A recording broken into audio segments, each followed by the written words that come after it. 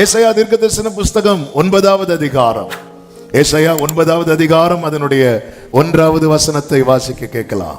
ஆகிலும் அவர் செபுலோன் நாட்டையும் நப்தலி நாட்டையும் இடுக்கமாய் ஈனப்படுத்தின முந்தின காலத்தில் இருந்தது போல அது இருந்திருப்பதில்லை. ஏனென்றால் அவர் கடற்கரை அருகிலும் யோர்தான் நதியோரத்திலும் உள்ள புறஜாதியாருடைய கலிலேயாவாகிய அத்தேசத்தை பிற்காலத்திலே மகிமைப்படுத்த. கரங்களை உயர்த்தி ஒரு விசை கூட ஹல்லேலூயா. முந்தின காலத்தில் இருந்தது போல இருப்பது இல்லை, அவர் பிற்காலத்திலே மகிமைப்படுத்துவார். இந்த வேதம் ஒவ்வொரு மனிதனுக்கும் ஆமென் ஒரு நம்பிக்கையான எதிர்காலத்தை கொடுத்து கொண்டே இருக்கும். கர்த்தருடைய வார்த்தையில் அவ்வளவு வல்லமை இருக்கிறது. ஆமென். தண்ணீர் இல்லாத ஒரு சூழ்நிலை வந்தபோது ஆமென் இஸ்ரவேலின் ராஜா ஐயோ நாம் எல்லாரும் சாக போறோம் என்று கதறும் போது யோசபாத் வார்த்தையை தேடுகிறான். இங்கே கர்த்தருடைய தீர்க்கதரிசி யாராவது இருக்கிறாங்களா? ஏன் அப்படின்னு கேட்கும்போது அவரிடத்துல கர்த்தருடைய வார்த்தை இருக்கிறது. வார்த்தை இருக்குதுன்னா ஆமென் ஃபியூச்சர் இருக்குன்னு அர்த்தம். ஹல்லேலூயா. கர்த்தர் கிருபையா இந்த மாதம் இந்த வார்த்தையை நமக்கு வாக்குத்தத்தமாய் தந்து ஒவ்வொரு நாளும் பேசி வருகிறார். ஆமென். முந்தின காலம் எப்படி இருந்தது கர்த்தருக்கு தெரியும். ஆண்டுடைய வார்த்தையில நம்முடைய கடந்த காலத்தை குறித்த நினைவும், நிகழ்காலத்தை குறித்த உணர்வும், வருங்காலத்தை குறித்த நம்பிக்கையும் இருக்கும். ஆமென். எனவே தான் அந்த வசனத்தை யார் உள்ள வாங்குறாங்களோ அவங்களுக்குள்ள நாளை குறித்த கவலைகள் மறந்து நாளை குறித்த நம்பிக்கை ஓங்க ஆரம்பித்து விடும். ஆமென். எனவே தான் இந்த நம்பிக்கை இருக்கக்கூடாது என்பதற்காக தான் பிசாசானவன் என்ன பண்ணுகிறான் என்றால் ஒருவருக்குள்ளும் வசனம் இராதபடிக்கு அதை அவன் எடுத்துக்கொண்டு போகிறான். நமக்குள்ளே வசனம் இல்லைன்னாலே நமக்குள்ள நம்பிக்கை இல்லை, நமக்குள்ள எதுவுமே இல்லைன்னு அர்த்தம். எனக்கு வேண்டிய ஆகாரத்தை பார்க்கலும் நம்முடைய வார்த்தையை நான் காத்துக்கொண்டேன் என்று யோபு சொன்னான். அதனுடைய ரிசல்ட் தான் எல்லாம் இழந்த போதிலும் எனக்கு குறித்திருக்கிறதை அவர் நிறைவேற்றுவார் என்கிற நம்பிக்கை அவனுக்குள்ளே இருந்து கொண்டே இருந்தது. ஆமேன் சொல்லுங்க பார்க்கலாம். கர்த்தர் நல்லவர், நம் தேவன் எல்லாவற்றையும் செய்ய வல்லவர். இங்கே கீழே நீங்க படிச்சீங்கன்னா அப்படிதான் சொல்லப்பட்டிருக்கும். இருளில் நடக்கிற ஜனங்கள் பெரிய வெளிச்சத்தை கண்டார்கள், மரண இருளின் தேசத்தில் குடியிருக்கிறவர்கள் மேல் வெளிச்சம் பிரகாசித்தது. அந்த ஜாதியை அவர் திரளாக்கி அதற்கு மகிழ்ச்சியை பெருக பண்ணினீர். அறுப்பில் மகிழ்கிறது போலவும் கொள்ளையை பங்கிட்டு கொள்ளுகையில் களி கூறுகிறது போலவும் உமக்கு முன்பாக மகிழுகிறார்கள். ஆமை ஈனப்படுத்தப்பட்டதை கர்த்தர் மகிமைப்படுத்தும் போது அதுவரை இல்லாத சந்தோஷம். ஆமே அப்படி ஒரு மகிழ்ச்சி. ஆமே ஹல்லேலூயா. நான் சந்தோஷமும் மகிழ்ச்சியும் கேட்கும்படி செய்யும். அப்பொழுது நீர் நொறுக்கின எலும்புகள் களி கூறும். ஆமென் ஹல்லேலூயா. நம்முடைய கூடாரத்தில் இந்த மகிழ்ச்சி இருக்கணும், நம்முடைய வாழ்க்கையில் இந்த சந்தோஷம் இருக்கணும். ஹல்லேலூயா. ஆமென். வந்து கேட்கணும், நீங்க சந்தோஷமா இருப்பதின் ரகசியம் என்ன? ஹல்லேலூயா. நம்ம இருக்கிறத பார்த்து ஆண்டவர்கிட்ட வரணும்னு நினைக்கிறவங்க கூட வராம போயிடக்கூடாது. ஹல்லேலூயா. ஆமென். கர்த்தர் பாருங்க, ஜாதியை திரளாக்கி மகிழ்ச்சியை பெருக பண்ணுகிறீர். ஆமென். அவர் மகிழ்ச்சியை பெருக பண்ணுகிறார். என் தேவன் பெருக்கத்தின் தேவன். ஆமென் சொல்லுங்க பார்க்கலாம். ஆண்டவரால மட்டும் எல்லாவற்றையும் பெருக பண்ண முடியும் தேவனால. ஆமென். ஆபிரகாம் ஒருவனா இருந்தான், கர்த்தர் அவனை திரளான ஜாதி ஆக்கினார், திரளான ஜனமாக்கினார். எல்லாவற்றையும் நன்மையை பெருக பண்ணுகிறவர். 5 அப்பத்தை 5000க்கும் அதிகமான பேருக்கு கொடுக்க பெருக பண்ணுகிறவர். அவர் பெருக்கத்தின் தேவன். அவர் மகிழ்ச்சியை பெருக பண்ணுகிறீர். ஆமென். சொல்லிட்டு கீழே சொல்லப்பட்டிருக்கிறது 6-7 வசனங்களிலே நமக்கு ஒரு பாலகன் பிறந்தார், நமக்கு ஒரு குமாரன் கொடுக்கப்பட்டார். எல்லாரும் சொல்லுங்க எனக்கு. எல்லாரும் சொல்லுங்க எனக்கு. இப்ப சொல்லுங்க நமக்கு. ஒரு பாலகன் பிறந்தார், ஒரு குமாரன் கொடுக்கப்பட்டார் என்று நமக்கு. அப்போ கர்த்தருடைய ரட்சிப்புக்கு யார் நம்பிக்கையோடு காத்திருக்கிறார்களோ அவர்கள் வாழ்க்கையில இயேசுவாகி அந்த ஒளி, அவர்தான் இந்த பூமியில வந்து எந்த மனுஷனையும் பிரகாசிப்பிக்கிற மெய்யான ஒளி. அவரை குறித்து சொல்லப்பட்டிருக்கிறது, கர்த்தத்துவம் அவர் தோளின் மேல் இருக்கும், அவருடைய நாமம் அதிசயமானவர், ஆலோசனை கர்த்தர், வல்லமை உள்ள தேவன், நித்திய பிதா, சமாதான பிரபு எனப்படும். தாவீதின் சிங்காசனத்தையும் அவனுடைய ராஜ்யத்தையும் அவர் திடப்படுத்தி அதை இது முதற்கொண்டு என்றென்றைக்கும் நியாயத்தினாலும் நீதியினாலும் நிலைப்படுத்தும்படிக்கு அவருடைய கர்த்தத்துவத்தின் பெருக்கத்துக்கும் அதன் சமாதானத்துக்கும் முடிவே இல்லை. திடப்படுத்த, நிலைப்படுத்த. ஆமென். கர்த்தருடைய கர்த்தத்துவத்தின் பெருக்கத்துக்கு, நான் அதான் ஆரம்பத்திலே சொன்னேன், அவர் பெருக்கத்தின் தேவன். அதாவது பாதி செஞ்சுட்டு இதுக்கு மேல முடியலப்பா என்று சொல்லுகிறவர் அல்ல. 6 லட்சம் புருஷர்கள்ல 5 லட்சம் பேரை போஷித்துட்டு இன்னைக்கு மீதி 1 லட்சத்துக்கு சாப்பாடு இல்லை, நாளைக்கு உங்களுக்கு ஃபர்ஸ்ட் தாரேன் என்று சொல்லுகிறவர் அல்ல. அவருடைய கர்த்தத்துவத்தின் பெருக்கத்துக்கும் அவருடைய சமாதானத்திற்கும் முடிவே கிடையாது. ஆமென் சொல்லுங்க பார்க்கலாம். ஹல்லேலூயா. சொல்லிவிட்டு ஒரு வார்த்தை அங்கே இருக்கிறது. அந்த வார்த்தையை வைத்துதான் இந்த நாளிலே கர்த்தருடைய வார்த்தையை கொடுக்கும்படி விரும்புகிறேன். சேனைகளின் கர்த்தருடைய வைராக்கியம் இதை செய்யும். சத்தம் ஆமென் சொல்லுங்க பார்க்கலாம். ஆமென். சேனைகள் ஆண்டவர் சில காரியத்துல ரொம்ப வைராக்கியமா இருக்கிறார். அதுல ஒன்றுதான் என்ன தெரியுமா? ஈனப்படுத்தப்பட்டதை எல்லாம் நான் பின் நாட்களிலே மகிமைப்படுத்துவேன். சேனைகளின் கர்த்தரின் வைராக்கியம். நாம் இனி கர்த்தருடைய வார்த்தைக்குள்ளே செல்ல போகிறோம். எல்லாரும் இருக்கிறீங்களா? ஆமென். கர்த்தர் உங்களை ஆசீர்வதிப்பாராக. நல்ல கவனமாய் கேளுங்கள். நம்முடைய கிளைமேட் நமக்கு தெரியும். அப்படி ஒரு காற்று அடிபட்டு தான் நீங்க வந்திருக்கிறீங்க. காற்றில் கொண்டு வரப்பட்டிருக்கிறதுனால இந்த கண்ணு திறந்து வைப்பது என்பது அது ஒரு சேலஞ்சான காரியம்தான். ஆனால் நீங்களும் வைராக்கியமா இருக்கு. ஹல்லேலூயா. என்ன வந்தாலும் சர்ச்சில் தூங்க மாட்டேன். பாத்தீங்களா? ஆமென். கர்த்தர்களை ஆசீர்வதிப்பாராக. ஹல்லேலூயா. ஆமென். நல்ல கவனமா கேட்கணும். பலவீனம் உண்டு, எல்லாம் உண்டு. ஆனால் அந்த வார்த்தை வரும்போது அந்த தூக்கத்துக்கு நம்ம இடம் கொடுத்துடவே கூடாது. அதுக்கு நம்ம என்ன செய்யணும்? வார்த்தையை ரிசீவ் பண்ண அடையாளமா பிரைஸ் பண்ணிட்டே இருக்கணும். ஆமென். ஸ்தோத்திரம் பண்ணிட்டே இருக்கணும். தாவீது சொல்றார், நீங்க உங்க வார்த்தைகள் எல்லாம் எனக்கு சொல்லும் போது என் உதடு உடைய துதியை சொல்லிட்டே இருக்கும் அப்படிங்கிறார். ஆமென். அவர் 119வது சங்கீதத்தில் அது ரொம்ப அதை ப்ராக்டிஸ் பண்ணா நமக்குள்ள அந்த வார்த்தை ஈஸியாக உள்ள போகும். 119 அதனுடைய 171 பாருங்கள். உம்முடைய பிரமாணங்களை நீர் எனக்கு போதிக்கும் போது என் உதடுகள் உமது துதியை பிரஸ்தாபப்படுத்தும். என்ன ஒரு அருமையான ஒரு காரியம். இதை சர்ச்சு ப்ராக்டிஸ் பண்ணணும். ஆமாம். நமக்கு கூட்டத்தில் ஒரு ஆளாக இருந்து கேட்டுட்டு போகிறதில்ல.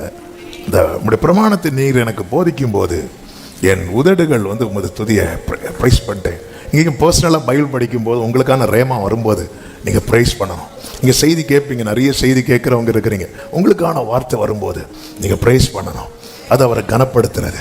அது ஆண்டவர் என்கிட்ட பேசியிருக்கிறீங்க, என் கூட கர்த்தர் பேசுகிறாருன்னா ப்ரைஸ் பண்ணிகிட்டே இருக்கணும். அவருடைய மகத்துவத்தை சொல்லும்போது ப்ரைஸ் பண்ணணும். அவருடைய மகிமையை சொல்லும்போது, அவருடைய கிருபையை சொல்லும்போது என எல்லாமே நமக்கு காண்பித்திருக்கிறார். ஆமென் சொல்லுங்க பார்க்கலாம். கர்த்தருக்கு மகிமை உண்டாவதாக. சேனைகளின் கர்த்தருடைய வைராக்கியம் இதை செய்யும். சொல்லிவிட்டு 8வது வசனத்தில் என்ன சொல்லப்பட்டிருக்கிறது? ஆண்டவர் யாக்கோபுக்கு ஒரு வார்த்தையை அனுப்பினார், அது இஸ்ரவேலின் மேல் இறங்கிட்டு. அதன் அர்த்தம் என்ன? கர்த்தர் அனுப்பினா இறங்கும். ஆமென் சொல்லுங்க பார்க்கலாம். கர்த்தர் அனுப்பினால் இறங்கும். அது எப்படி சாத்தியமாகும்? சேனைகளின் கர்த்தரின் வைராக்கியம் அதை செய்யும். ஆமென். ஹல்லேலூயா. நாம் பாடணும், மிதியிடப்பட்ட மண்ணின் மேல் மகத்தான திட்டம் வைத்து. ஹல்லேலூயா. எத்தனை பேர் அதை மிதிச்சிருப்பாங்க? ஹல்லேலூயா. குயவன் நினைச்சிட்டார் இதை எடுத்து பாத்திரம் ஆக்கணும். பாத்திரம் ஆச்சுல. ஆனா பாத்திரம் ஆக்கப்பட்ட பிறகு யாருக்கும் தெரியாது இதுதான் மிதியிடப்பட்டது என்று. அது அந்த மண்ணுக்கும் குயவனுக்கு மட்டும்தான் தெரியும். ஹல்லேலூயா. சேனைகளின் கர்த்தரின் வைராக்கியம். இந்த காலை வேளையில் எத்தனை பேர் நம்புறீங்க? எனக்கென்று ஒரு வார்த்தை அனுப்புனா அது என் மேல இறங்கும். என் குடும்பத்துக்கு ஒரு வார்த்தை அனுப்பினா அது என் குடும்பத்தின் மேல இறங்கும். ஆமென் சொல்லுங்க பார்க்கலாம்.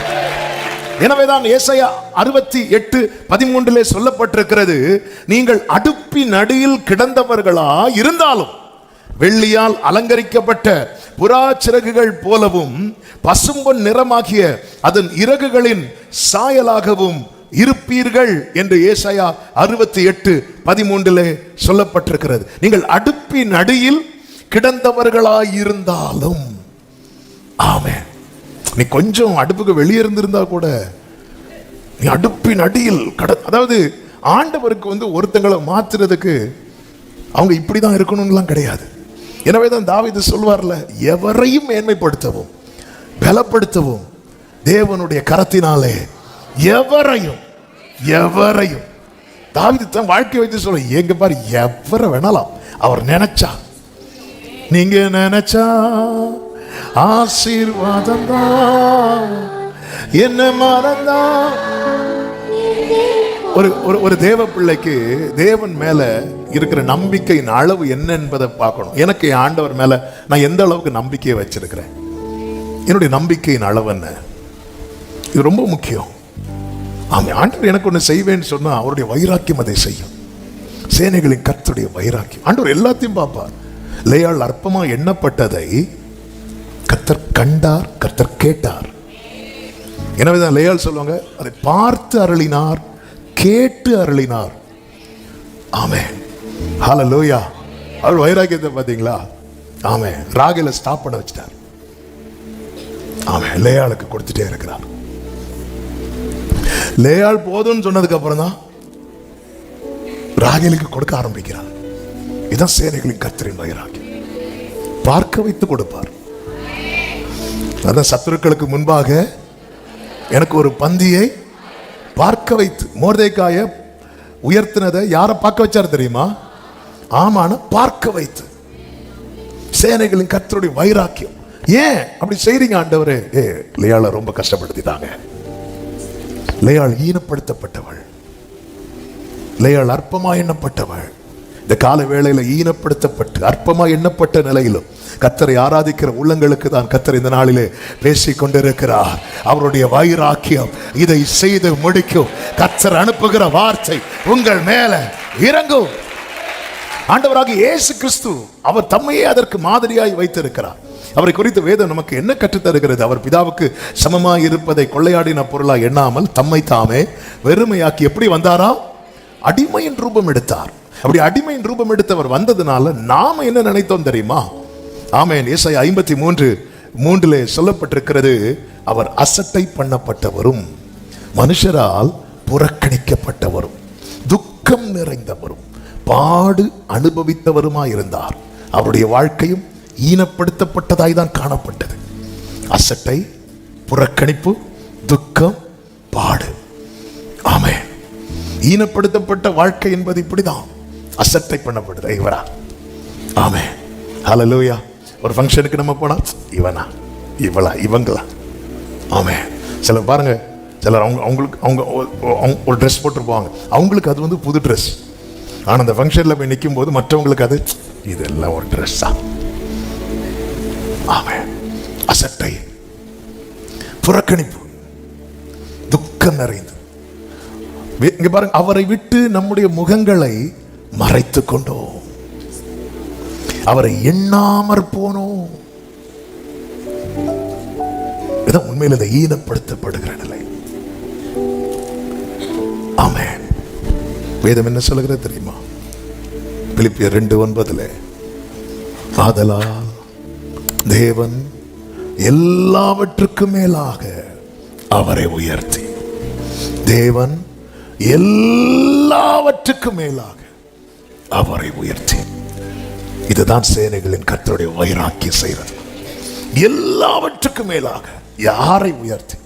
யார் அசட்டை பண்ணப்பட்டாரோ, யார் புறக்கணிக்கப்பட்டாரோ, யார் துக்கம் நிறைந்தவராய் பாடு அனுபவித்தவராய், யாருக்கு எல்லாரும் தங்கள் முகத்தை மறைத்தார்களோ அவரை பிதாவாகிய தேவன் எல்லாவற்றுக்கும் மேலாக உயர்த்தி இயேசுவின் நாமத்தில் வானோர் பூதலத்தோர், ஆமென், பூமியின் கீழானோருடைய முழங்கால் யாவும் முடங்கும்படிக்கும் பிதாவாகிய தேவனுக்கு மகிமையாக இயேசு கிறிஸ்து, பிதாவாகிய தேவனுக்கு மகிமையாக இயேசு கிறிஸ்து, பிதாவாகிய தேவனுக்கு, எல்லாரும் வாயை திறந்து சொல்லுங்க, பிதாவாகிய தேவனுக்கு மகிமையாக இயேசு கிறிஸ்து. கைகளை உயர்த்தி 3 முறை சத்தமா சொல்லுங்க, பிதாவாகிய தேவனுக்கு மகிமையாக இயேசு கிறிஸ்து, பிதாவாகிய தேவனுக்கு. இன்னும் சத்தமாய், பிதாவாகிய தேவனுக்கு. அப்ப இயேசு கிறிஸ்துவை யார் கர்த்தர் என்று சொல்லுகிறார்களோ அவர்கள் பிதாவை மகிமைப்படுத்துகிறார்கள்.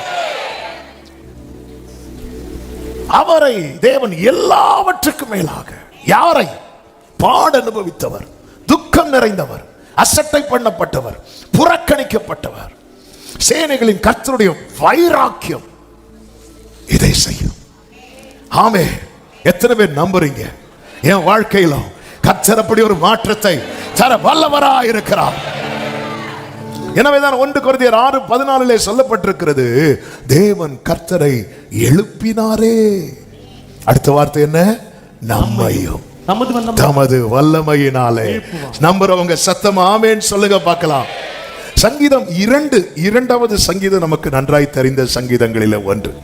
சங்கீதம் படிக்கும் போது 1 படிப்போம், அடுத்து 2, அதுக்கப்புறம் தான் நம்ம ஸ்கிப் பண்ண பார்ப்போம். 23க்கெல்லாம் ஜம்ப் பண்ணுவோம். ஏன்னா அதுக்கு அடுத்து கொஞ்சம் கொஞ்சமா. ஆமென். இந்த 2வது சங்கீதம் ஆண்டவராகிய இயேசு கிறிஸ்துவை குறித்து உரைக்கப்பட்ட தீர்க்க தரிசன வார்த்தை. அதிலே 3 காரியங்கள் இயேசு கிறிஸ்துவை குறித்து சொல்லப்பட்டிருக்கிறது. அந்த 3லும் தேவன் நம்மை இணைத்திருக்கிறது நாம் பெற்ற பாக்கியம். ஒன்று, அதனுடைய 2வது வசனத்தை பார்த்தீர்கள் என்றால், அவர் அபிஷேகம் பண்ணினவருக்கு விரோதமாக. இங்கே இயேசு கிறிஸ்துவை எப்படி சொல்லப்பட்டிருக்கிறது என்றால், அபிஷேகம் பண்ணப்பட்டவர். அபிஷேகம் பண்ணப்பட்டவர்னா என்ன அர்த்தம்? மேசியா. மேசியா, அபிஷேகம் பண்ணப்பட்டவர், அபிஷேகம் பண்ணப்பட்டவர். 6வது வசனத்திலே, நான் என்னுடைய பரிசுத்த பர்வதமாகிய சீயோனில் என்னுடைய ராஜாவை அபிஷேகம் பண்ணி வைத்தேன் என்றார். ராஜா என்று சொல்லப்பட்டிருக்கிறது, கிங். அபிஷேகம் பண்ணப்பட்டவர், ராஜா. 7வது வசனத்திலே சொல்லப்பட்டிருக்கிறது, தீர்மானத்தின் விவரம் சொல்லுவேன். கர்த்தர் என்னை நோக்கி, நீர் என்னுடைய குமாரன், இன்று நான் உம்மை ஜெனிப்பித்தேன். குமாரன், மகன் என்று சொல்லப்பட்டிருக்கிறது. நீங்க அப்படியே நம்முடைய வாழ்க்கையில தேவன் செய்ததை பாருங்கள். பிதாவாகிய தேவன் தம்முடைய குமாரனாகிய கிறிஸ்துவை அனுப்பினார். ஆமே, கர்த்தருடைய ஆவியானவர் என் மேல் இருக்கிறார் என்று தீர்க்கதரிசினால் உரைக்கப்பட்டதின்படியே ஆண்டவர் இந்த பூமியில வந்து ஞானஸ்நானம் பெற்று கரையேறின போது பரிசுத்த ஆவியானவர் அவர் மேல வந்து இறங்குகிறார். ஆமே, நமக்காக நான் அபிஷேகம் பண்ணி வைத்தேன். அவருடைய இரத்தத்தாலே மீட்கப்பட்டதும் நம்மையும் கர்த்தர் இப்படி கொண்டு வரார், பிள்ளைகளாக்குகிறார், அபிஷேகத்தை தருகிறார். இயேசு கிறிஸ்து மேல் இறங்கின அதே ஆவியானவர் பெந்தேகோஸ்தே நாளிலே 120 மேல் இறங்கினார். அதோட நிற்காம ஒவ்வொரு ஏரியாவிலையும் மாம்சமான யாவர் மேலும் என் ஆவியை ஊற்றுவேன் என்ற வார்த்தையின்படி எத்தனை பேர் சொல்ல முடியும்? ஆமே, கர்த்தரனை அபிஷேகித்திருக்கிறார். அது மாத்திரமல்ல, ஆமே, நம்மீது அன்பு கூர்ந்து நம்முடைய இரத்தத்தினாலே நம்மை பாவமர கழுவி நம்மை பிதாவாகிய தேவனுக்கு முன்பாக யாராய் மாற்றியிருக்கிறார்? ராஜாக்களாக. ஹல்லேலூயா. அதன் அர்த்தம் என்ன?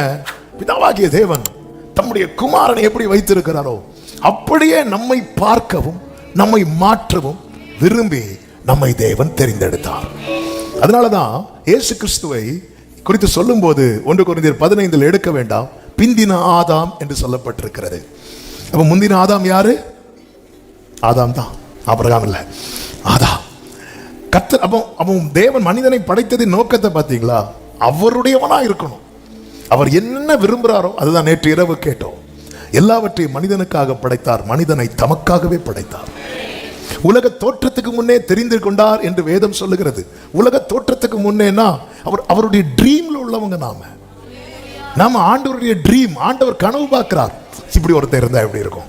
இப்படி ஒருத்தர் ஏனோக்கு தேவனோடு கூட இப்படி ஒருத்தர் என் கூட பேசி. ஏன்னா தேவன் அன்பாகவே இருக்கிறார். அந்த அன்பு அவருக்கு யார்ட்டையாவது காட்டணும், அந்த அன்பை கொட்டணும். தூதர்கள்ட்ட எப்படிதான் காட்ட முடியும்? அவர்கள் பணிவிடை ஆவிகள், வாங்கன்னா வருவாங்க, போங்கன்னா போவாங்க. அவருக்கு லவ் பண்ணணும், அவருக்கு நேசிக்கணும். அவருடைய ட்ரீம் உலக தோற்றத்துக்கு முன்னே அவருடைய கற்பனையில் உள்ளவர்கள் நாம் கனவு காண்பதற்கும் கர்த்தர் கனவு காண்பதற்கும் என்ன வித்தியாசம்னா, நம்முடைய கனவு கண் திறந்ததும் போயிடும், அவருடைய கனவு எல்லாம் நினைவாகும். அவர் என்ன, நான் நினைத்திருக்கிறபடியே நடக்கும், நான் நிர்ணயித்தபடியே. ஆண்டவருடைய ட்ரீம்ல உள்ளவங்க நாம. ஹல்லேலூயா. அதுக்காக இப்பொழுது நீங்க ட்ரீம் பார்க்க வேண்டாம். நாம் கர்த்தருடைய அவருடைய ட்ரீம்ல அவர் நினைத்து உருவாக்கினார். அவருடையவனாகவே இருக்கணும். ஆனா மனுஷன் விழுந்துட்டான். விழுந்து போனதை திரும்ப எடுப்பித்து நிறுத்தும்படியா தேவன் என்ன பண்ணார் தெரியுமா? தம்முடைய ஒரே பேரான குமாரனை தந்தருளினார். ஹல்லேலூயா. நம்மை பிள்ளைகளாக்கினார். வேதம் சொல்லுகிறது, ரோமர் 9வது அதிகாரம் அதனுடைய 24, 25, 26 வசனங்களிலே, அவர் யூதரிலிருந்து மாத்திரமல்ல புற ஜாதிகளிலும் இருந்து நம்மை அழைத்திருக்கிறாரே, அந்தபடி எனக்கு ஜனம் அல்லாதவர்களை என்னுடைய ஜனங்கள் என்றும் சிநேகிக்கப்படாதிருந்தவளை சிநேகிக்கப்பட்டவள் என்றும் சொல்லி அழைப்பேன். நீங்கள் என்னுடைய ஜனங்கள் அல்ல என்று அவர்களுக்கு சொல்லப்பட்ட இடத்திலே அவர்கள் ஜீவனுள்ள தேவனுடைய பிள்ளைகள் எனப்படுவார்கள் என்று ஓசியாவின் தீர்க்க தரிசனத்தில் சொல்லி இருக்கிறது. 1 யோவான் 3:1 சொல்லப்பட்டிருக்கிறது, நாம் தேவனுடைய பிள்ளைகள் என்று அழைக்கப்படுகிறதுனாலே பிதாவானவர் நமக்கு பாராட்டின அன்பு எவ்வளவு பெரிதென்று பாருங்கள். கைகளை உயர்த்தி நம்ம அன்பை எதை வச்சு பார்ப்போம் தெரியுமா? நமக்கு தேவன் கொடுத்த ஆசீர்வாதங்களை வைத்து, தேவன் கொடுத்த உயர்வை வைத்து. எப்படி வச்சு அதெல்லாம் நல்லோர் மேலும் தீய அதெல்லாம் பார்க்கறது தப்பு கிடையாது. ஆனா அவருடைய அன்பினுடைய அந்த வலிமை, அந்த நீளம், அதை எதை வச்சு பார்க்கணும் தெரியுமா? நாம் தேவனுடைய பிள்ளைகள் என்று அழைக்கப்படுகிறதினாலே. ஹல்லேலூயா. ஆண்டவரே, என்னையா தேடினீ, உம்மை மறந்தவோ, ஓ என்னையா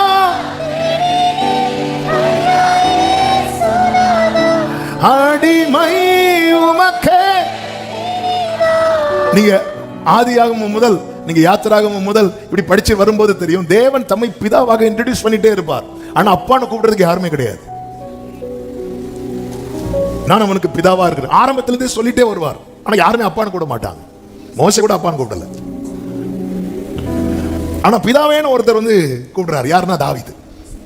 அவன் என்னை நோக்கி பிதா அப்படின்பா. தாவீது பிதாவேன்னார். ஆனா இயேசு வந்ததும் இன்னும் எப்படி கூட வைக்கிறார் தெரியுமா? அப்பா பிதா. ஆமென். ஃபாதர்னு கூப்பிடுறதுக்கும் டேடின்னு கூப்பிடுறதுக்கும் நிறைய கேப் இருக்கு. ஆமென். ஃபாதர்னு எல்லாரும் கூப்பிடுவோம். Praise lord father. ஆமென். ஆனா டாடி, அப்பா. ஆமென். அப்பா அப்பா அப்படி கூட்டா. தமிழுக்காக ஸ்தோத்திரம். ஆமென். அப்பான்னு கூப்பிடும்போது அந்த உறவு எவ்வளவு அன்பு பாருங்க. நம் தேவனுடைய பிள்ளைகள் என்று அழைக்கப்படுகிறதுனால பிதாவானவர் யாரு சொல்றா தேவனுடைய பிள்ளைன்னு? ஆவியானவர் நம்முடைய ஆவியுடனே கூட சாட்சி கொடுக்கிற. வேற யாராவது சொல்லுவாங்களா நான் ஆண்டவருடைய பிள்ளைன்னு? யாராவது சொல்லுவாங்களா? ஆமென். சொல்ல மாட்டாங்க. தாவீது அபிஷேகம் பண்ணப்பட்டது சகோதரர்களுக்கு தெரிந்தும் சொல்ல மாட்டாங்க. ஆமென். அவனை விரட்ட தான் பார்த்தாங்க. ஹல்லேலூயா. அவர் சொல்லுவார், ஆவியானவர் சொல்லுவார், ஏய் நீ பிள்ளை. உலகம் சொல்லும் நீ பாவி. உலகம் சொல்லும் நீ யாரும் இல்லாதவன். ஆமென். சொல்லுங்க பார்க்கலாம். நாம் புத்திர ஸ்வீகாரத்தை பெற்றிருக்கிறோம். கலாத்தியர் 4:5 சொல்லப்பட்டிருக்கிறது. 4:4 முதல் வாசிங்கள். கலாத்தியர் 4:4 முதல். நாம் புத்திர சுவிகாரத்தை புத்திர சுவிகாரத்தை அடையும்படி நியாயப்பிரமாணத்திற்கு கீழ்ப்பட்டவர்களை மீட்டுக் கொள்ளத்தக்கதாக.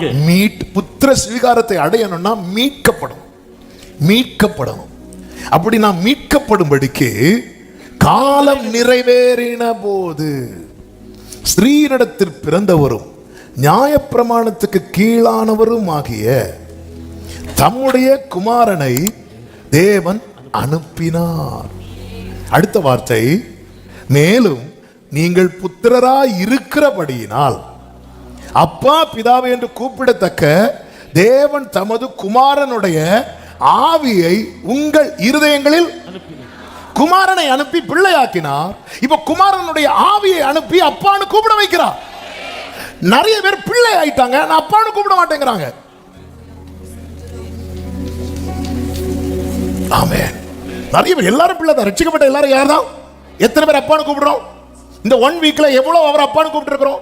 நான் அவர் அப்பான்னு கூப்பிடலன்னா எனக்குள்ள என்ன இல்லை தெரியுமா? ஆமென். எனக்குள்ள என்ன இல்லை? குமாரனுடைய ஆவி. ஆவி இல்லைன்னா என்ன அர்த்தம்? அவரை நான் செயல்பட விடல. குமாரனை அனுப்பி பிள்ளையாக்குறார். குமாரனுடைய ஆவியை அனுப்பி அப்பான்னு கூப்பிட வைக்கிறார். எத்தனை பிள்ளைங்க அவங்க அப்பாவை அப்பான்னு கூப்பிடல தெரியுமா? ஏன்னா உறவு இல்லை, ஆவி இல்லை. உறவு இல்லைன்னா அப்பான்னு கூப்பிட முடியாது.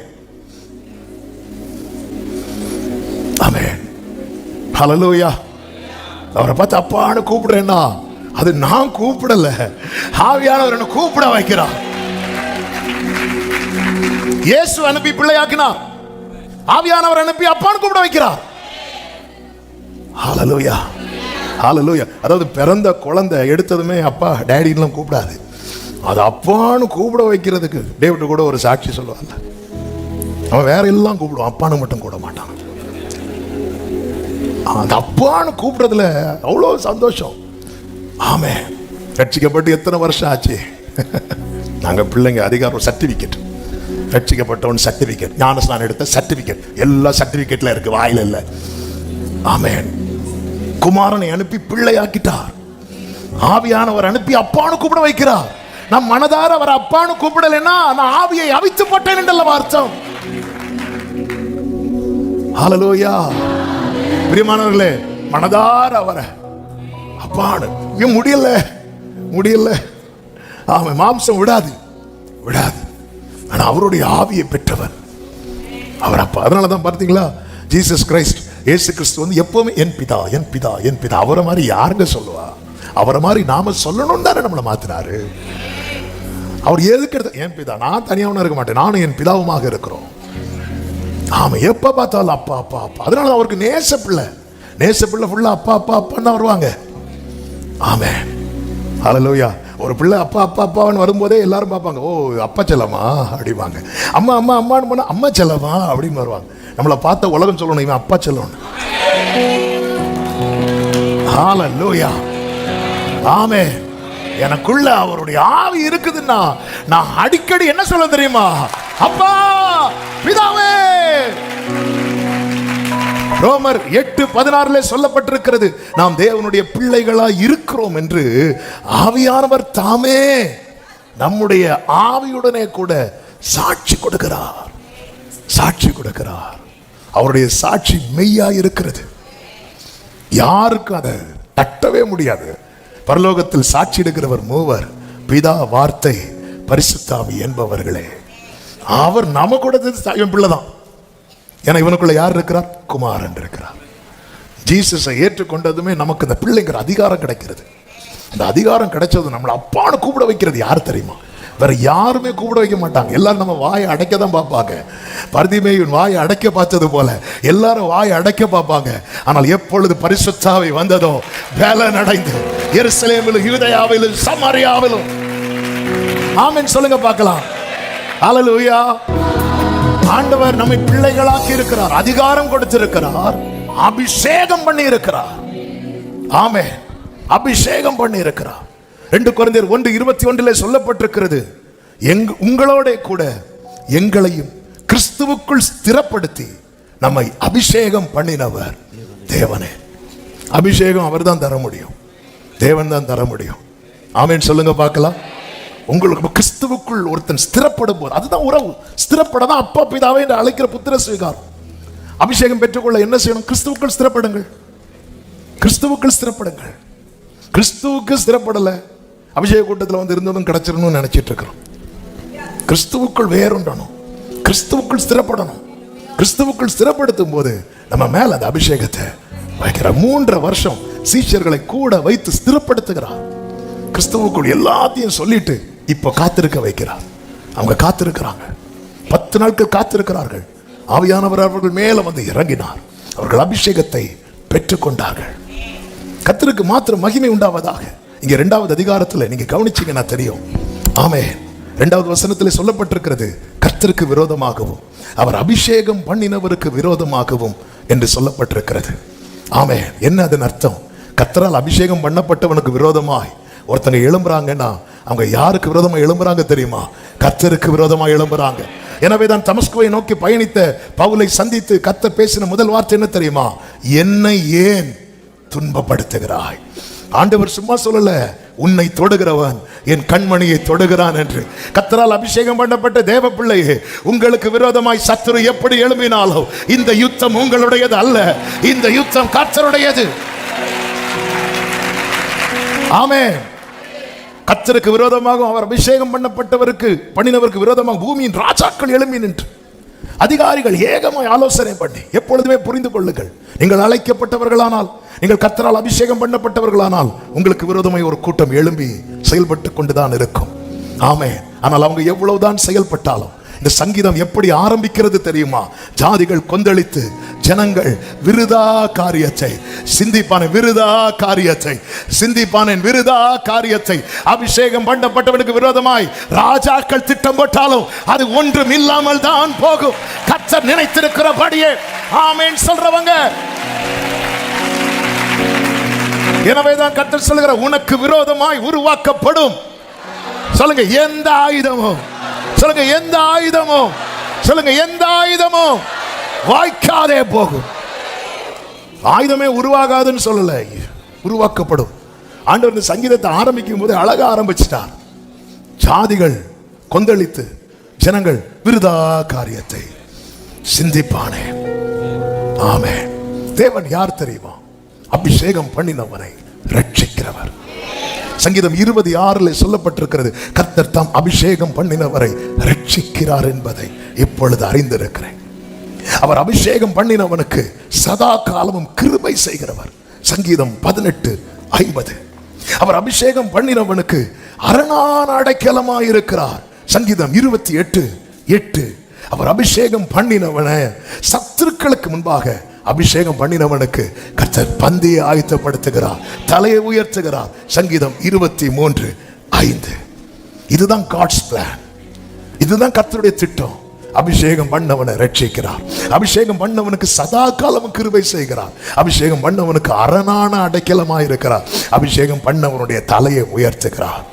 இதுக்கு விரோதமாய் ராஜாக்கள் கூட்டம் கூடி ஏகமாய் ஆலோசனை பண்ணி என்ன திட்டம் போட்டாலும் ஆண்டவர் சொல்றார் விருதா காரியம்.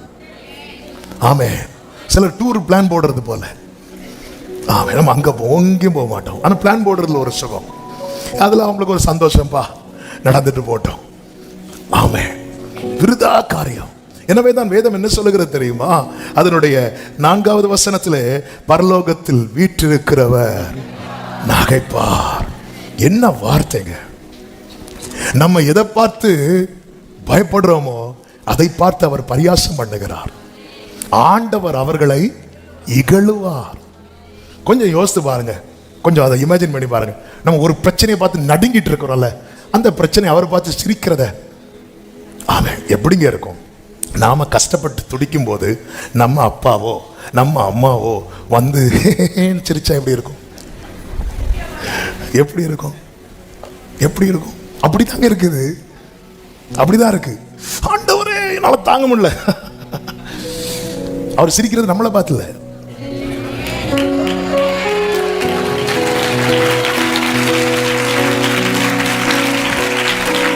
சத்ரு நம்மை பார்த்து சிரிக்கும் போது அவர் சத்ருவை பார்த்து சிரிக்கிறார்.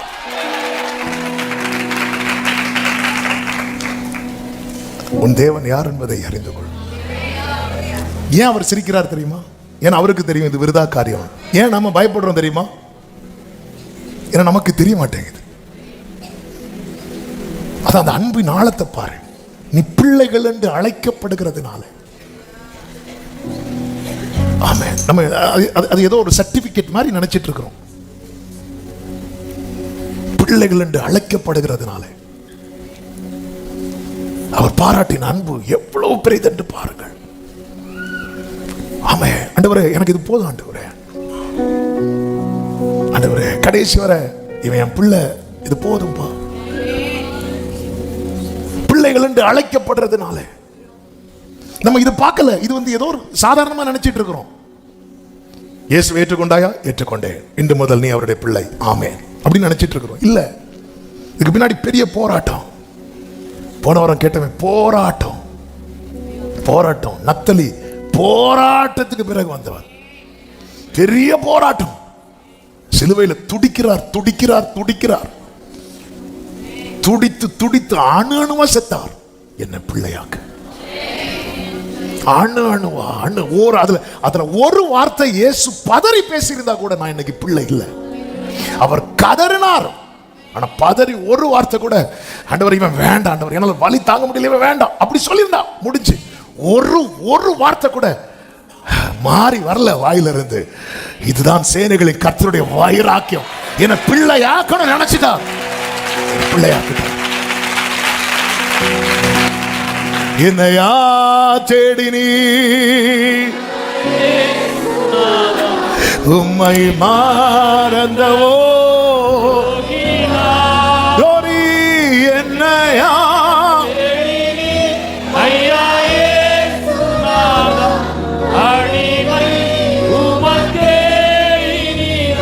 பரலோகத்தில், அதாவது நமக்கு விரோதமா ஒரு பெரும் கூட்டம் கூடி இவன் இன்னைக்கு இல்லாம ஆக்கிறேன்னு சொல்லும் போது ஆண்டவர் வந்து நல்ல காமெடி ஷோப்பா. அவர் நகைக்கிறாராம், அவர் இகழுவாராம். ஆண்டவர், நான் எவ்வளவு சீரியஸா என் மேட்டரை சொல்லிட்டு இருக்கு, நீங்க சிரிச்சிட்டு இருக்கிறீங்க. ஆமென். ஜாதிகள் விருதா காரியத்தை சிந்திப்பானே. கோலியாத் தாவீதை பார்த்தது என்ன சொல்றான் தெரியுமா? என்னிடத்தில் வா, நான் உன் மாம்சத்தை ஆகாயத்து பறவைகளுக்கும் காட்டு மிருகங்களுக்கும் கொடுப்பேன் சொல்லும் போது கர்த்தர் என்ன செஞ்சிருவார் நினைக்கிறீங்க? தாங்க முடியல. சிலர் ரொம்ப சீரியஸா வந்து பேசுவாங்க தெரியுமா? சில சொல்ல, நான் இன்னைக்கு ஃபாஸ்டிங், உடனே வீட்டில் இருக்கிறவங்க சிரிப்பாங்க, நீயா? நான் ஆகஸ்ட் ஃபுல்லா ஃபாஸ்டிங் இருக்க போறேன், நீயா? என்ன நடக்காதுன்னு தெரியும். கோலியாத் இப்படி நிக்கிறான், வந்து இஸ்ரவேல் எல்லாம் பயந்துட்டு இருக்கும் போது தாவீது வரான் தடியும் தூக்கிட்டு. உங்கள் சார்பாய் வந்தவன் எங்கே அப்படி தேடிட்டு இருக்கும் போது நம்ம அண்ணன் தாவீது, ஹலோ இங்கே. இவன் தாவீது, வா, உன்னை நான் கொன்று உன் மாம்சத்தை பறவைகளுக்கும் விருதுகளும் கொடுப்பேன்னு சொல்லும் போது ஆண்டவர் பார்த்து ஆமென் நான் சொல்லும் போது என்ன தாவீதுக்கு நெஞ்சு பக்கு பக்குண்டா இருந்திருக்கும். இஸ்ரவேலர்களுக்கும் தெரியாம இவன் அனுப்பிட்டோமோ.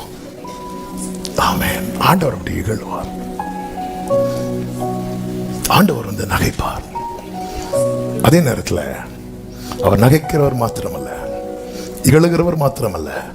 அடுத்த வசனத்தில் சொல்லப்பட்டிருக்கிறது, அப்பொழுது அவர் தமது கோபத்தில். ஆண்டவர் எப்பவுமே சிரிச்சிட்டு இருக்க மாட்டா, எப்பவுமே சிரிச்சிட்டு இருக்க மாட்டா. அவர் கோபத்தில் எழுந்தருளி, ஹல்லேலூயா. எனக்கு ஒரு பிரச்சனை வர்றதை பார்த்து எப்பவுமே அப்பா சிரிச்சிட்டு இருக்க மாட்டா. எனக்கு ஒரு கஷ்டம் வர்றதை பார்த்து எப்பவுமே அப்பா சிரிச்சிட்டு இருக்க மாட்டா. அவர் கோபத்தில் எழும்பி, அவர் கோபத்தில் எழும்பி என்ன செய்வார் தெரியுமா? அவர்களை கலங்க பண்ணுவார். எப்படி கலங்க பண்ணுவார்? 6வது வசனம், நான் என்னுடைய பரிசுத்த பர்வதமாகிய சீயோனில் என்னுடைய ராஜாவை அபிஷேகம் பண்ணி வைத்தேன் என்றார். அவர் கோபத்தில் எழும்பி என்ன பண்றார்? ப்ரமோஷன் கொடுக்கிறார், கிங் ஆக்குகிறார். ப்ரமோஷன்.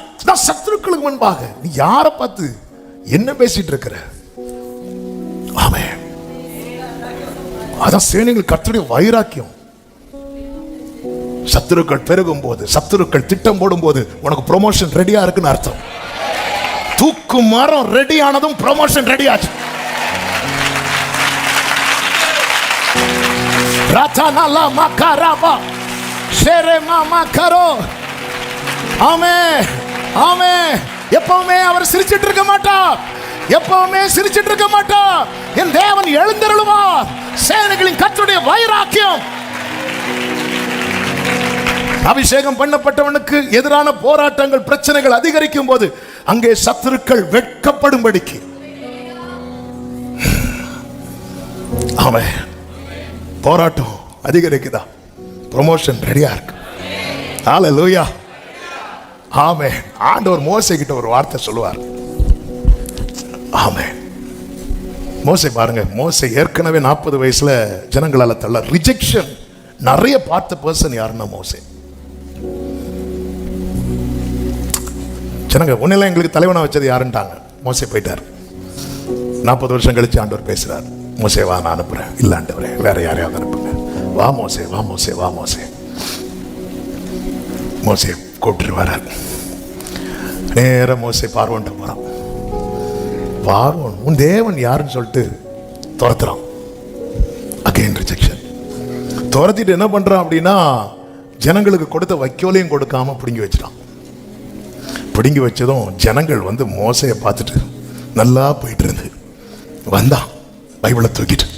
அதோட போச்சு எங்களுக்கு பிரச்சனை. Again rejection. மீண்டும் தள்ளப்படுகிறான். இவன் மோசே ஆண்டவர்கிட்ட வந்து நிற்கிறான். ஆண்டவரே, யாத்திராகமம் 6வது அதிகாரம் அதனுடைய 12வது வசனத்துல மோசே கர்த்தருடைய சன்னிதானத்தில் நின்று இஸ்ரவேல் புத்திரரே எனக்கு செவி கொடுக்கவில்லை, பார்வோன் எனக்கு எப்படி செவி கொடுப்பா? நான் விருத்த சேதனம் இல்லாத உதடுகள் உள்ளவன் அப்படிங்கிறான். விருத்த சேதனம் இல்லாத உதடுகள் உள்ளவன் என்று சொல்லுகிறான் என்றால் அங்க அவன் என்ன சொல்றான்? ஆண்டவர், இதுக்கு நான் சரியான பர்சன் கிடையாதுப்பா. என் ஜனங்களே எனக்கு செவி கொடுக்கல. நீங்க அழைப்பெல்லாம் பெருசா இருக்கு, நல்ல கவனிங்க. நம்முடைய வாழ்க்கையில் இந்த இப்படிப்பட்ட ரிஜெக்ஷன் வரும்போது நமக்குள்ள ஒரு காம்ப்ளெக்ஸ் வந்துடும். என்ன தெரியுமா? எனக்கு கிருபை கிடையாது, எனக்கு திறமை கிடையாது, நான் அதுக்கான பர்சன் கிடையாது, எனக்கு அந்த தாளந்தெல்லாம் கிடையாது, என்னால் அதெல்லாம் முடியாது. ஏன்னா அவ்வளோ பார்வோன் தள்ளுறான், எதிரி தள்ளுறான். எதிரி தள்ளினாலும் ஜனங்க வந்து சப்போர்ட் பண்ணணும்ல. பரவாயில்ல மோசே, ஜனங்களும் வந்து நிற்கிறாங்க. அதுக்கு முந்தின வசனத்தை பார்த்தீங்கன்னா தெரியும். 11வது வசனத்தை பாருங்கள், 6:11.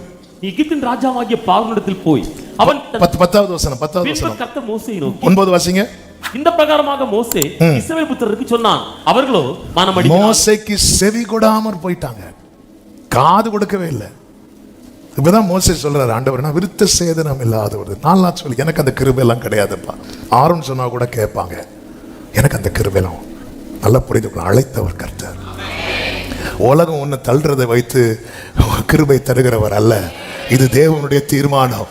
உன்னை நான் பெயர் சொல்லி அழைத்து அறிந்திருக்கிறேன், நீ என்னுடையவன்.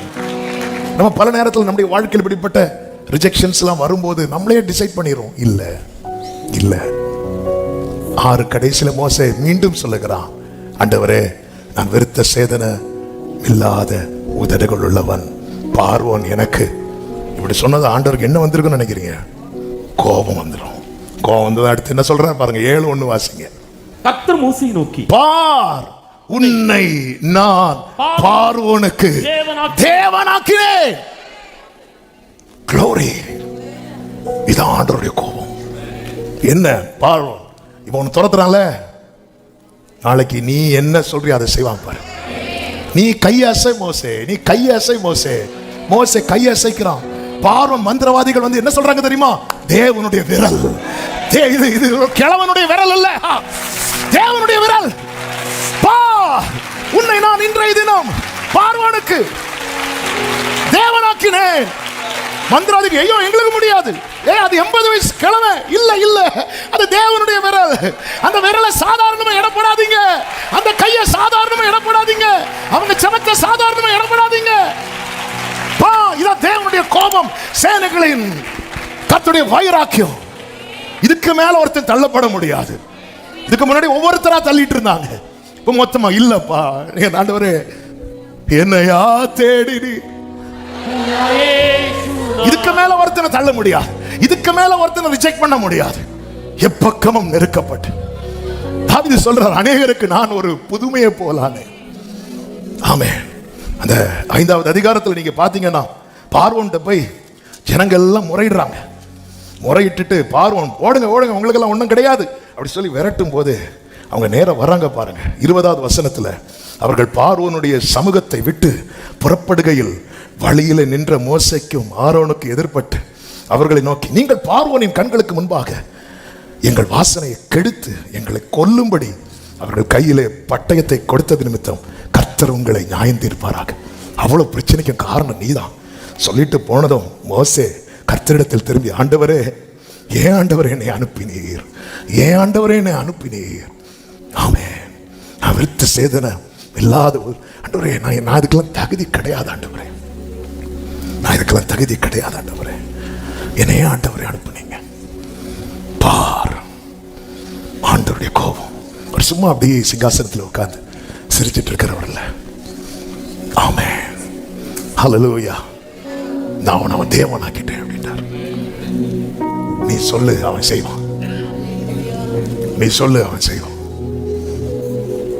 ஆமென். அவன் உன்கிட்ட வந்து ஜெபிக்க கேட்பான் பாரு, அவன் முன்னாடி வந்து கை கொப்பி நிற்பான் பாரு, அவன் முன்னாடி வந்து பணிவான் பாரு. ஆண்டவரே என்னையா நான் விருத்த சேதனா, நீ ஆக்ஷன், நீ கை காட்டு. ஆரோன் பேசுவான், நீ இப்ப கை காட்டு மோசே, உன்னை நான் தேவன் ஆக்கிட்டேன். அவன் எனக்கு வர பார்வன் இப்படி கை காட்டு, இப்படி இப்படினால உன்ன பா அப்படின்னால இப்ப நீ கை காட்டு மோசே.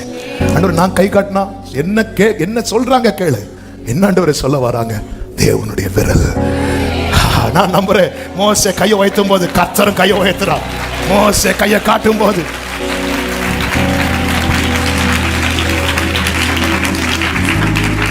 சேனைகளின் கர்த்தரின் வைராக்கியம். இதுக்கு மேல ஒரு மனுஷன் ஈனப்படுத்தப்பட முடியாது.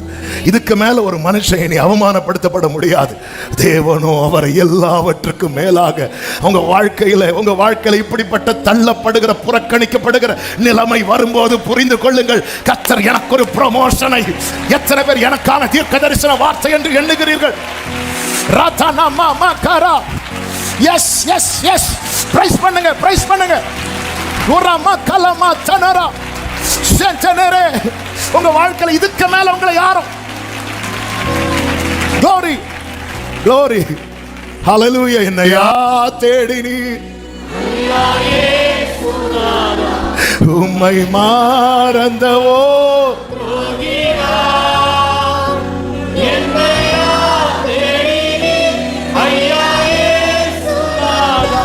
அடிமை. Thank you Holy Spirit. Thank you Holy Spirit. அவருடைய கோபம் பற்றி எரியும். ஆமென். சத்ரு பண்றது எதுவுமே நடக்காது, அவருக்கு தெரியும். ஆனாலும் அது நிமித்தம் அபிஷேகம் பண்ணப்பட்டவன் நிந்திக்கப்படுகிறது. அது நிமித்தம் அபிஷேகம் பண்ணப்படுகிறவன் காயப்படுகிறது. அது நிமிஷம் அபிஷேகம் பண்ணப்படுகிறவன் துடிக்கிறது. ஆமென். அவர் எல்லாவற்றுக்கும் மேலாக மொர்தெகாய் தூக்கு மரத்தெல்லாம் ரெடி பண்ணி வச்சுட்டு வரான் ராஜா கிட்ட. சூசா நகரம் ஆர்ப்பரித்த போது யூதர்கள் கலங்கினார்கள். ஆமானும் ராஜாவும் திராட்சரசம் குடிக்க அமர்ந்த போது சூசா நகரம் கலங்கிட்டு இருக்கு. யூதர்களுக்கெல்லாம் அழுகை. அப்பெல்லாம் யூதர்களை பத்தி பாக்குறவங்க என்ன சொல்லியிருப்பாங்க தெரியுமா? நல்ல வேளை நான் யாரா இல்ல யூதன், நான் மட்டும் யூதனா இருந்திருந்தா எனக்கு இதே நிலைமை தான். நல்ல வேளை. இப்போ பிரச்சனை ரொம்ப. தூக்குமரம் ரெடி ஆகுது அந்த ராத்திரியில. அவ்வளவுதான், ராஜா தூக்கத்தை தூக்கிட்டார். ஆமென். ஹல்லேலூயா. நீ தூக்கணும்னு பிளான் போடுறியா? நான் தூக்குறேன் பாரு தூக்கத்தை. ஆமென். அவர் எப்பவுமே சிரிச்சிட்டு இருக்க மாட்டார். அவர் எப்பவுமே சிரிச்சிட்டு இருக்க மாட்டார். என் ஆண்டவர் எழுந்தருளும் போது சத்துருக்கள் சிதறுண்டு ஓடுவார்கள், நீதிமான்கள் பாடி மகிழ்வார்கள். ஆமென் சொல்லுங்க பார்க்கலாம். கர்த்தருக்கு மாத்திரம் மகிமை உண்டாவதாக. நியாயாதிபதிகள் 11வது அதிகாரத்தில் யெப்தாவை குறித்து சொல்லப்பட்டிருக்கிறது. இந்த யெப்தா கிளையாத்தின் மகன். ஆனா கிளையாத்து வேறொரு ஸ்திரீக்கு இந்த யெப்தாவை பெற்றிருக்கிறான். கிளையாத்தின் மனைவியின் குமாரர்கள் வளர்ந்ததும் 2வது வசனத்தில் பாருங்க, அவன் மனைவி பெற்ற குமாரர் பெரியவர்களான பின்பு அவர்கள் யெப்தாவை நோக்கி, உனக்கு எங்கள் தகப்பன் வீட்டிலே சுதந்திரம் கிடையாது, நீ அந்நிய ஸ்திரீயின் மகன் என்று சொல்லி அவனை துரத்தினார்கள் என்று சொல்லப்பட்டிருக்கிறது. உனக்கு வீட்டில் நீ இன்னொரு ஆளுக்கு பிள்ளை, நீ எப்படி இங்கே சுதந்திரம் எடுக்கலாம் என்று அவரு, நானும் அவர் அப்பன் தான், நீ கிளம்பு, உனக்கு சுதந்திரம் கிடையாது, துரத்தினார்கள் அப்படின்னு தான் இருக்கும். துரத்தினார்கள். இந்த யெப்தாவை குறித்து வேதம் சொல்லுகிறது, இவன் கர்த்தருடைய சந்நிதியில் தன் காரியத்தை எல்லாம் சொல்லுகிறவன். 11வது வசனம் கடைசி வார்த்தையில பார்த்தா, யெப்தா தன் காரியங்களை எல்லாம் மிஸ்பாவிலே கர்த்தருடைய சந்நிதியிலே சொன்னான். இவன் கர்த்தருடைய சந்நிதியில் சொல்லுகிறவன் மட்டுமல்ல, இவன் கர்த்தருடைய சந்நிதியில் தங்கி இருக்கிறவன். யார் கர்த்தருடைய பர்வதத்தில் தங்குவான்? யார் கர்த்தருடைய சந்நிதியிலே அவருடைய கூடாரத்தில் வாசமா இருப்பான் தெரியுமா? ஆணையிட்டதில் நஷ்டம் வந்தாலும் அதை தவறாமல் செய்கிறவன். சங்கீதம் 15. இவன் அப்படி ஒன்று ஆணையிட்டான். என்ன தெரியுமா? நான் யுத்தம் பண்ணிட்டு வரும்போது எதிரே யார் வந்தாலும் நான் அதை உமக்கு தருவேன். அது அவனுக்கு துக்கத்தை உண்டாக்குகிற காரியம், ஆனாலும் தவறாமல் செய்கிறவன். அவன் யார் தெரியுமா? கர்த்தருடைய கூடாரத்தில் தங்கி இருக்கிறவன். அவன் ஆண்டவருடைய பிரசன்னத்தில் இருக்கிறவன். அவன் ஆண்டவர் சமூகத்தில் எல்லாத்தையும் சொல்றவன். அவனுக்கு என்ன நிலைமை தெரியுமா? எங்க அப்பா வீட்டில் உனக்கு சுதந்திரம் கிடையாது, உன் பிறப்பு வேற, நீ இன்னொரு ஸ்திரீக்கு மகன் என்று சொல்லி துரத்தினார்கள். ஆண்டவர் என்னைக்குமே பார்த்துட்டு சும்மா இருக்க மாட்டார். சூழ்நிலைகள் மாறினது.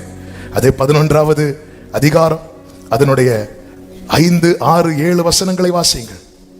அவர்கள் இஸ்ரவேல் மேல் யுத்தம் பண்ணும்போது கீலேயாத்தின் மூப்பர் யெப்தாவை தோப் தேசத்திலிருந்து அழைத்து வர போய், கீலேயாத்தின் மூப்பர்கள் இந்த பெரியவங்க துரத்தி விட்டாங்கல்ல, இவங்க எல்லாம் இப்போ எங்க வராங்கன்னா எத்தா கிட்ட வராங்க, கர்த்தர் வர வைத்தார்.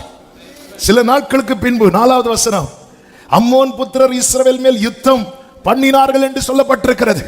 சில யுத்தத்தை கர்த்தர் அனுமதிக்கிறார். எதற்கு தெரியுமா? துரத்தப்பட்டவனை தலைவனா திரும்ப கொண்டு வரணும்.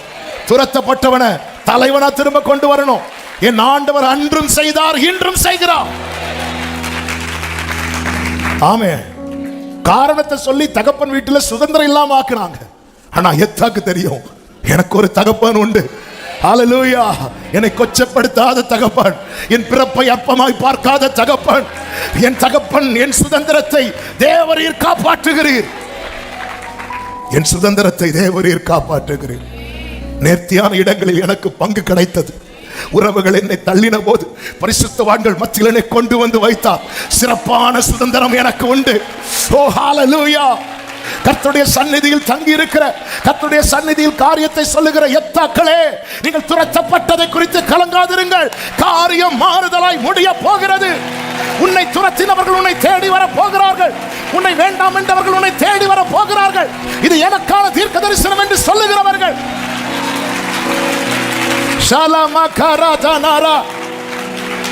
கிளையாத்தின் மூப்பர்கள் எப்தாவை தோப் தேசத்திலிருந்து அழைத்து வர போய் எப்தாவை நோக்கி, நீ வந்து நாங்கள் அம்மோன் புத்திரரோடு யுத்தம் பண்ண எங்கள் சேனாபதியா இருக்க வேண்டும். நீ வரணும், நீ வரணும். ஆமே. அவங்க புரிஞ்சுக்கிட்டாங்க, எத்தா வந்தாதான் பிரச்சனை சால்வ் ஆகும். உங்களை பிரச்சனையா பார்த்தவங்க எல்லாம் நாளைக்கு சொல்ல போறாங்க, நீங்க வந்தாதான் பிரச்சனை. ஆமே, ஆமே. உடனே எத்தா சொல்றார் பாருங்க 7வது வசனத்துல, அதற்கு எத்தா கீலேயாத்தின் மூப்பர்களை பார்த்து, நீங்கள் அல்லவோ என்னை பகைத்து என் தகப்பன் வீட்டிலிருந்து என்னை துரத்தினவர்கள். என்ன நீங்க தானே துரத்தினீங்க. இப்பொழுது உங்களுக்கு ஆபத்து நேரிட்டு இருக்கிற சமயத்தில் நீங்கள் என்னிடத்தில் ஏன் வருகிறீர்கள்? எத்தாவே, இது தற்செயலாய் நடக்கிறதல்ல. நீ துரத்தப்பட்ட போது ஒருத்தர் பார்த்துட்டே இருந்தா. அந்த வீட்டில் தான் நீ வளர்ந்த. அது வரைக்கும் பிரச்சனை இல்லை. உண்மையிலே அந்த எத்தா வேண்டானா பிறந்ததுமே தூக்கி எறிய வேண்டியது. சொத்துல சுதந்திரம்னு வரும்போது காரணம் காட்டி, நீ வேற ஒரு ஸ்திரீக்கு பிள்ளை, உனக்கு துரத்தினார்கள். எவ்வளவு வலியில போயிருப்பான், எவ்வளவு வேதனையில போயிருப்பான். வேதம் என்ன சொல்லுகிறது தெரியுமா? 11வது வசனம், அப்பொழுது எப்தா கீலேயாத்தின் மூப்பரோட கூட போனான். ஜனங்கள் அவனை, பரஸ்திரீக்கு பிறந்தவன் சொல்லி துரத்தப்பட்டவனை, தங்கள் மேல் தலைவனும் சேனாபதியுமாக வைத்தார்கள். எப்தா தன் காரியங்களை எல்லாம் மிஸ்பாவிலே கர்த்தருடைய சந்நிதியிலே. உங்க ஜெபம்லாம் கேட்கப்பிள்ளை நினைச்சிட்டு இருக்கிறீங்களா? நான் இந்த எப்தா துரத்தப்படுறதுக்கு முன்னாடி வர இந்த வார்த்தையை எவ்வளவு நாள் கேட்டிருப்பாரு தெரியுமா? ஆமா, அவன் இன்னொரு ஸ்திரீக்கு பிள்ளை, கேட்டு கேட்டு வளர்ந்தான். இவன் தகப்பனுடைய சுதந்திரம்னு வரும்போது இதுக்கு மேல அவனை வச்சிருக்க கூடாது. துரத்தப்பட்டான். ஆமென். உன்னுடைய முந்தின காலம் ஆண்டவரே, மோசையை போல தள்ளப்பட்ட, எத்தாவை போல துரத்தப்பட்ட மோசே எங்க வந்து சொல்றான் பாத்தீங்களா? ஆரோன்ட்ட வந்து சொல்லல, நான் விருத்த சேதனம் இல்லாத உதடுகள் உள்ளவன் என்று. ஆண்டவர்கிட்ட தான் வரான். அப்பா என்ன பாருங்க ஆண்டவரே. தன் காரியத்தில் எல்லாம் கர்த்தருடைய சந்நிதியில் நீங்க பல நாட்களா சொல்லிட்டு இருக்கிறீங்க. இதெல்லாம் கண்டு காணாதவர் போல இருக்கிறார் நினைச்சிட்டு இருக்கிறீங்களா? இல்ல. அவர் நகைத்தார், அவர் இகழ்ந்தார், அப்படியே விட்டுற மாட்டார். அவர் கோபத்தில் எழுந்தருளுவார். சேனைகளின் கர்த்தருடைய வைராக்கியம் இதை செய்யும். ஆமென்.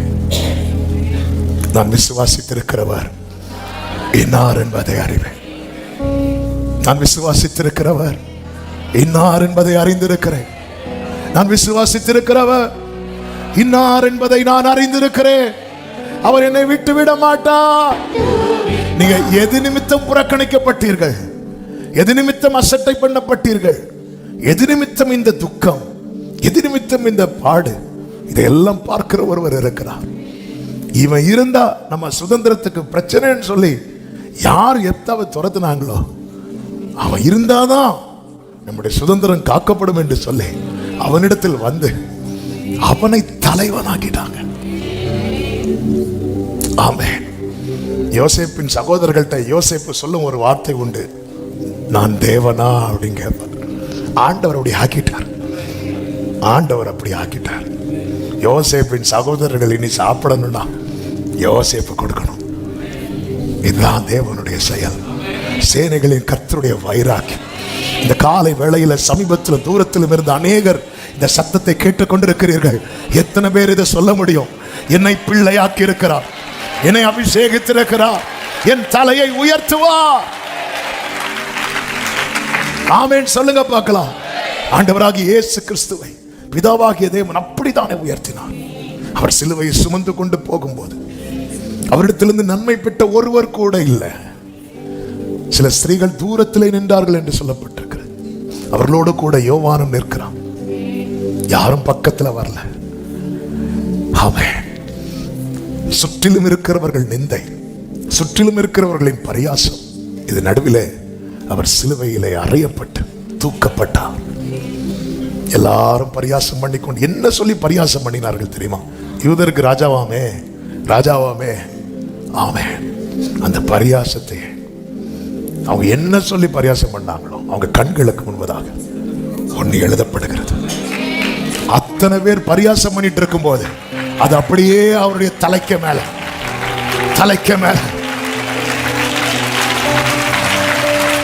அவர் கோபத்தில் எழுந்து, ராஜாவாக நீ என்ன சொல்லி கிண்டல் பண்ண? ஆமே, அதுதான் சங்கீதம் 2. ராஜாவை அபிஷேகம் பண்ணி இது வைக்கிறது வரை சிரிச்சிட்டு இருந்தாங்க. சிலர் பரியாசம் பண்ணும் போது நமக்கு நடக்கிற மெயின் மேட்டரை விட்டுருவாங்க. ஆமா, அதனால பரியாசம் பண்றது நல்லது. நம்ம இல்லை, நம்மளை பாருங்க. சிம்சோனை பரியாசம் பண்ணிட்டு இருந்தாங்க, மெயின் மேட்டரை விட்டுட்டாங்க. எதை விட்டாங்க தெரியுமா? அவன் தலையில என்ன வளர ஆரம்பிச்சுட்டு, முடி வளர ஆரம்பிச்சுட்டு. அவங்க கொஞ்சம் கவனிச்சிருந்திருப்பாங்கன்னா மொட்டை அடிச்சு திருப்பி கொண்டு வந்திருப்பாங்க. முடி வளர விட்டுருங்க. ஒரு எண்ணெயை விற்கவே விட்டுருக்க மாட்டாங்க. இந்த எண்ணெயை, சில எண்ணெய் விளம்பரம்லாம் பார்த்தா நீங்க தலையில போட்டுட்டு உடனே கையை கழுவிறீங்க, இல்லைன்னா கையில முடி வளர்ந்து. நான் அந்த ஆளை தேடிட்டு இருக்கிறேன். கையிலெல்லாம் முடி வளர்ந்து அப்புறம் கை தெரியாம. சிம்சோனுக்கு பைபிள்ல வேர்ட் பை வேர்டு நீங்க டேஸ்ட் பண்ண ஆரம்பிக்கணும். முடி கொஞ்சம் கொஞ்சம் வளர ஆரம்பிச்சு. இவங்க எல்லாம் பரியாசம் பண்றதுல ரொம்ப பிஸி ஆயிட்டாங்க. போஸ்ட் போடுறதுல, அவனை பத்தி இப்போ டைப் பண்றது 4 விட்டு அதுல கேப்ல முடி வளர இருந்துட்டு இவங்க அதை கவனிச்சிருப்பாங்கன்னா அதனால பார்த்தீங்களா, அதான் அவர் இகழுவார். அவன் தடுமாறதை பார்த்து சத்துரு இகழும் போது இவனு உண்மையில இங்க குருடர்கள் யார் நினைக்கிறீங்க? சிம்சோன் கண்ணை இவங்க குத்தும் போது ஆண்டவர் அவங்க கண்ணை குத்திட்டாரு. அவங்களுக்கு என்ன தெரியல தெரியுமா? முடி வளர்றது தெரியல. இவங்க எழுதும் போதே தடுத்து இருக்கலாம்ல. இவங்கெல்லாம் எதுல பிஸி ஆயிட்டாங்க தெரியுமா? அவரை பரியாசம் பண்றதுல பிஸி ஆயிட்டாங்க. ஆமென். எழுதி தலை மேல வச்சதுக்கு அப்புறம் இத கலக்க முடியாது.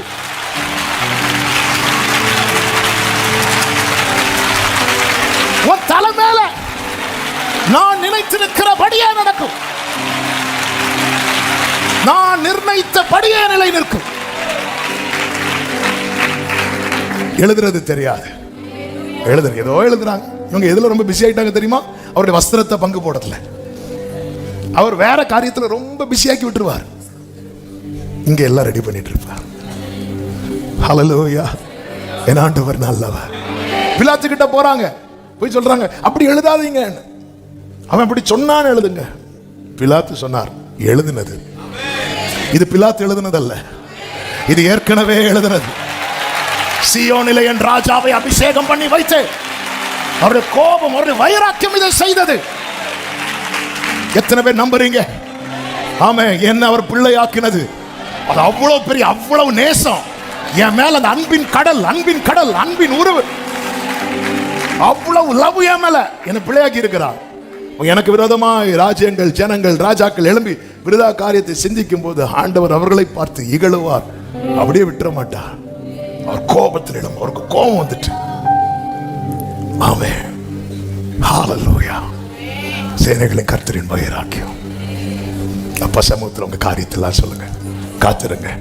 துரத்தினவர்கள் தேடி வருவார்கள். தள்ளப்பட்டவர்கள். இந்த மோசைக்கு ஜனங்க செவி கொடுக்கல. ஆனால் ஆசரிப்பு கூடாரம் எப்படி கட்டப்பட்டது தெரியுமா? மோசை என்ன சொல்றாரோ அப்படியே ஜனங்க செய்கிறாங்க. காலம் மாறும், காரியம் மாறுதலாய்படி. உங்களை என்னெல்லாம் சொல்லி ஒதுக்குனாங்களோ அவர்களுக்கு உங்களை தலைவனாய் ஆண்டவர். பார்த்தீங்களா, ஆண்டவரே இந்த பார்வை எனக்கு செவி கொடுக்க, நான் ஒன்று அவனுக்கு தேவனாக்கிட்டேன். என்ன ஆண்டவருங்க இந்த தேவன்! என்றென்றைக்கும் உள்ள சதா காலமும் நம்முடைய தேவன். மரண பரியந்த நம்மை நல்ல கைகளை தட்டி ஆமென் சொல்லுங்க. எல்லாரும் அப்படி எழுந்து நின்று வலது கரத்தை வானத்துக்கு நேராக உயர்த்தி இடது கரத்தை இதயத்தில் வைத்து அவமானம்